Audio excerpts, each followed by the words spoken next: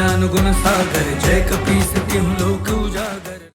एक दिन पुंजिक स्थला को मिट्टी के एक ढेर में वानर की आकृति दी, जिसे उसने खेल खेल में मिटा दिया। इस पर उसमें बैठे एक ऋषि की तपस्या भंग हो गई और उन्होंने वानरी होने का श्राप दे दिया। उन्होंने पुंजिक स्थला से कहा कि शीघ्र ही वो शिव के अंश को धारण करने वाली है। फिर मैंने रानियों को एक संगीत प्रतियोगिता के बारे में बताया, जिसमें हनुमान ने अपने राम नाम के संगीत से देवर्षि नारद को पराजित कर उनका गर्व तो भंग किया ही, साथ ही अन्य देवताओं को भी प्रसन्न कर दिया।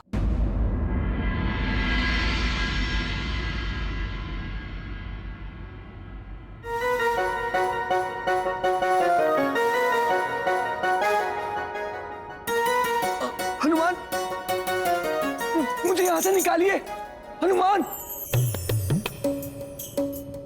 नारद जी, आपको हनुमान से प्रार्थना मांगने की क्या आवश्यकता? आप तो स्वयं संगीत विशारद हैं। हनुमान के समान आप भी अपने सुरों से इस हिम को पिघला दीजिए। मैं लज्जित हूं महादेव। देवताओं और अप्सराओं पर अपने सुरों के प्रभाव से मुझे अहंकार हो गया था, किंतु मेरे सुर केवल जीवित प्राणियों के हृदय में हलचल कर सकते हैं महेश्वर। राम भक्त हनुमान का संगीत तो हिम जैसे जड़ पदार्थ को भी विचलित कर देता है।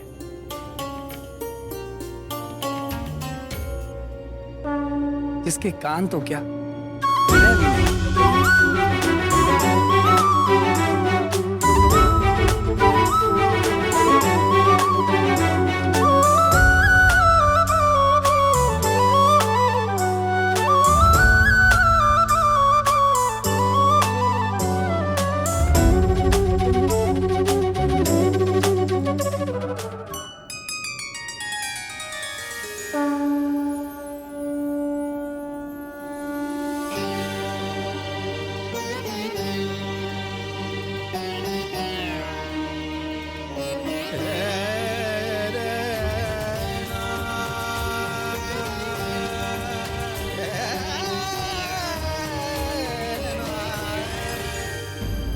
तो क्या हनुमान ने नारद जी का भी गर्व भंग कर डाला?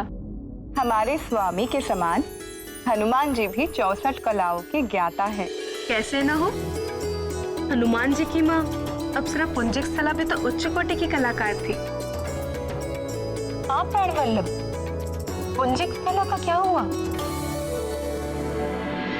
ऋषि के श्राप के प्रभाव से पुंजिक स्थला का स्वर्ग से पतन हो गया और उसने धरती पर वानर राज कुंजर की पुत्री अंजना के रूप में जन्म लिया। वानर राज कुंजर के घर में अंजना का यथारीति लालन पालन होने लगा। पूर्व जन्मों के संस्कार से अंजना की भी भगवान शंकर में अनन्य श्रद्धा थी।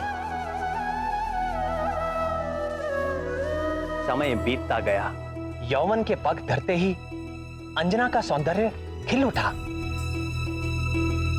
किंतु अन्य युवतियों से विपरीत अंजना आभूषण और अलंकार के साथ साथ शस्त्र विद्या में भी रुचि लेने लगी।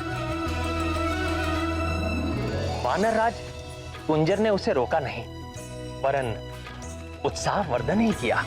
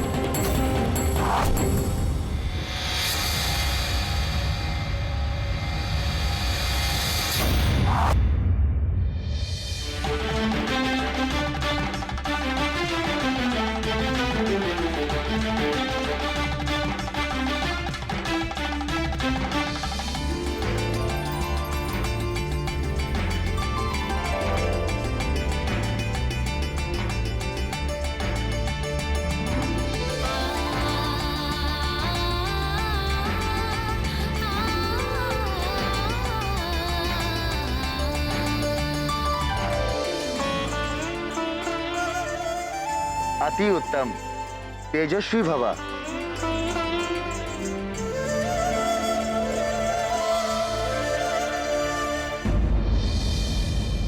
बहुत सोच समझकर पुंजिक स्थला को हनुमान की जननी के लिए चुना गया था, पर अभी भी वो भगवान भोले शंकर के अंश का भार वहन करने में समर्थ नहीं थी। अनेक परीक्षाओं को पार कर अंजना को उस योग्य बनना था। इसी उद्देश्य से उसके जीवन में विचित्र घटनाएं घटने लगी। और एक बार अंजना अपनी सखियों के साथ निकट के वन में आनंद विहार के लिए निकली।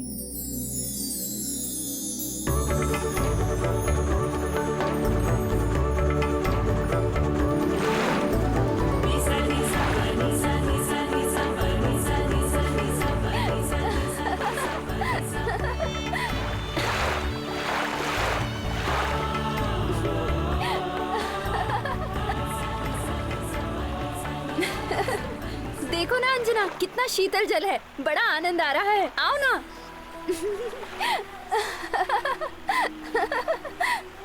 आओ ना, आओ ना अंजना।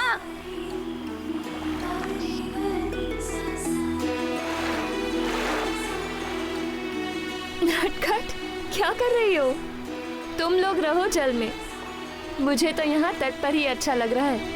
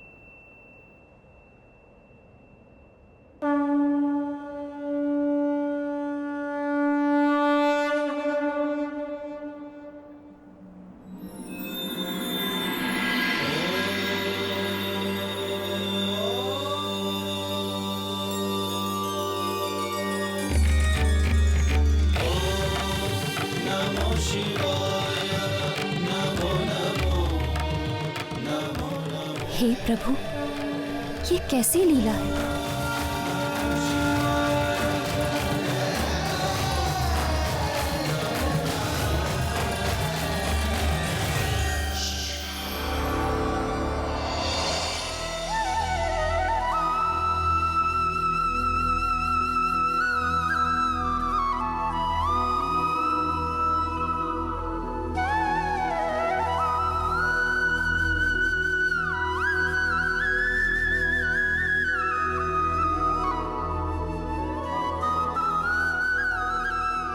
आप हमें सता रहे हैं मुरलीधर।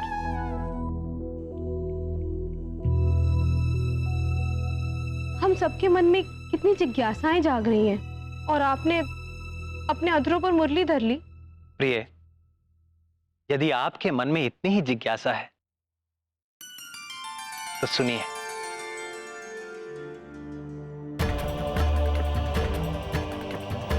महादेव का अंश जन्म से पूर्व ही अंजना का मार्गदर्शन करने लगा था। मनुष्य का प्रारब्ध अर्थात उसके जीवन में होने वाला घटनाक्रम जन्म से पूर्व ही निश्चित हो जाता है और चाहे अनचाहे हर प्राणी अपने भाग्य की ओर खिंचता चला जाता है।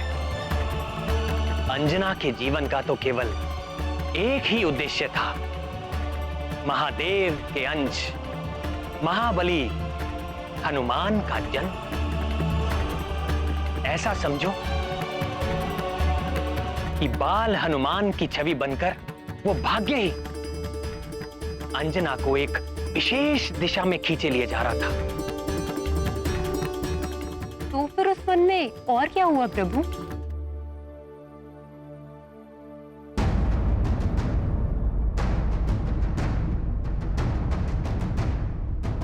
वहां जो हुआ वो बड़ा ही भयंकर और रोमांचकारी था।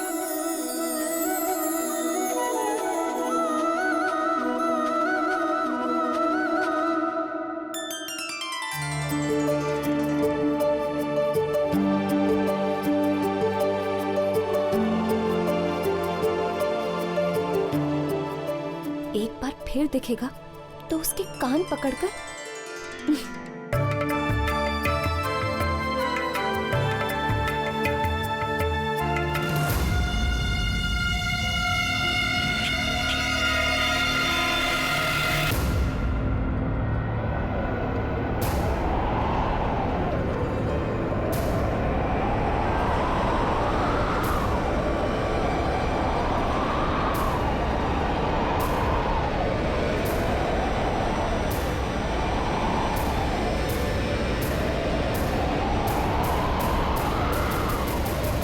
हे भूतपति भगवान रुद्र, हे माता रुद्राणी, मेरी रक्षा कीजिए।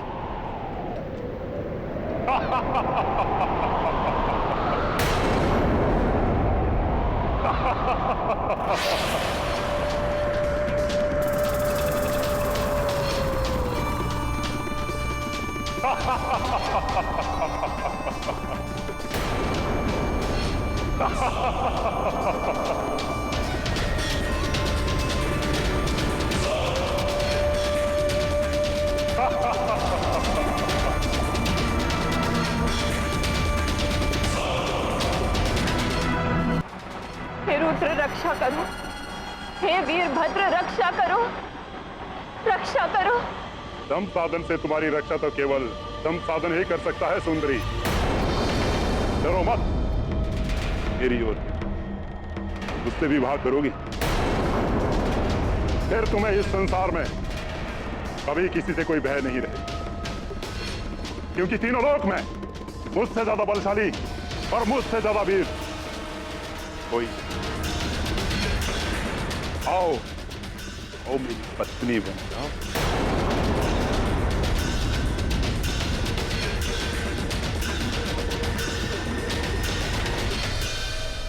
भाग कर कहां जाओगी? रुक जाओ, देखो मुझे क्रोध आ रहा है।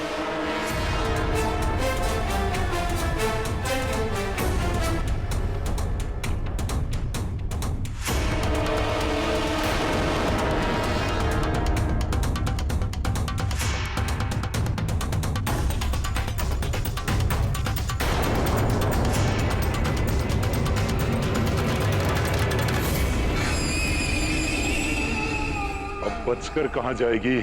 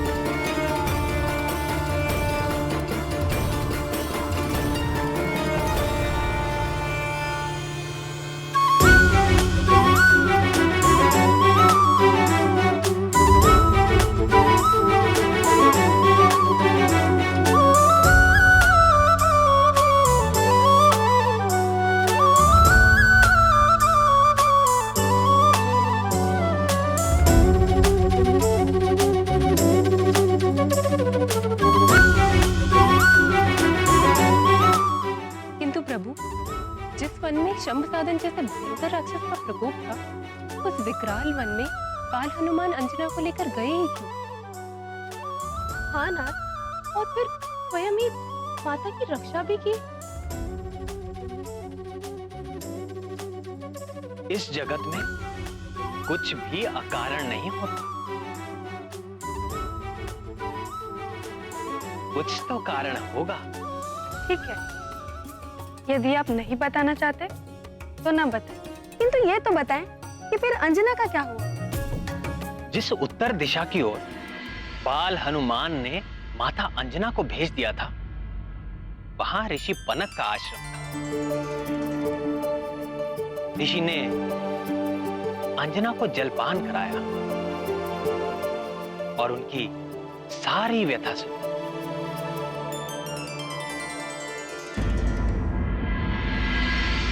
शंभ साधन के उत्पात से यहाँ सभी प्राणी पीड़ित हैं। उसका वध करने के लिए कई योद्धाओं ने प्रयास किए, किंतु ये राक्षस बड़ा ही बलवान है। सब के सब उस नरभक्षी का आहार बन गए। अब केवल एक ही आशा शेष है, तुम्हारे उस रहस्यमय रक्षक बाल वानर के समान ही ये वीर योद्धा भी वानर जाति का है, वानर राज केसरी।